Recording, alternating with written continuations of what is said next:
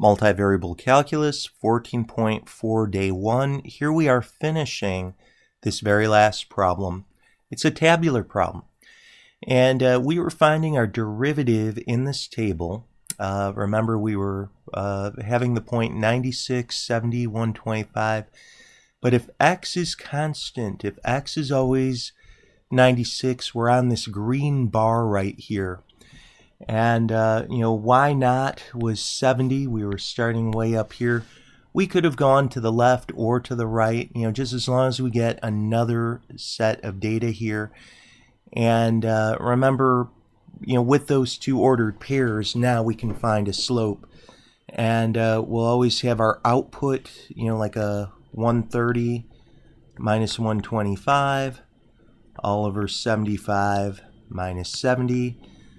Well, that's going to be 5 over 5, and of course that's just going to be a 1.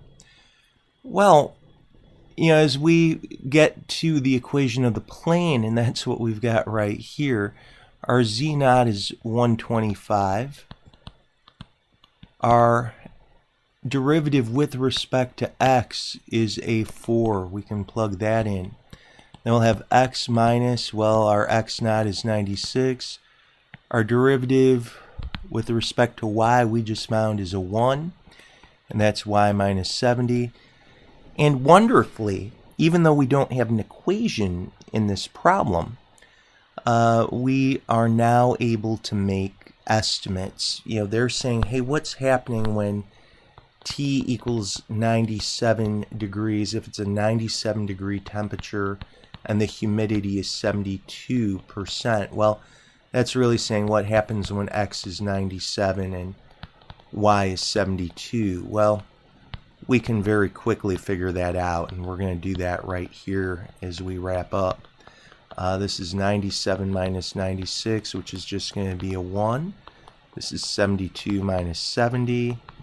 So we'd have 4 times 1 plus 1 times 2. Well, that's a 4 plus 2. That's going to be a 6. And then when you add 125 to both sides, you'd get 131. So you want an estimate. You look at this table and you could say, well, I don't have 97 degrees for the actual temperature showing here. I don't see a 72% humidity.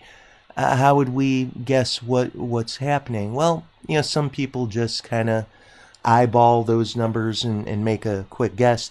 This is a much more intelligent, thorough way to actually see what's happening. This is very close to what you'd have for an actual answer. So that wraps up our lesson on 14.4 Day 1.